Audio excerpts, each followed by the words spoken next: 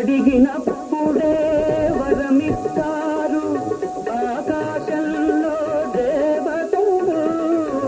అడిగినప్పుడే వరమిస్తారు ఆకాశంలో దేవతలు.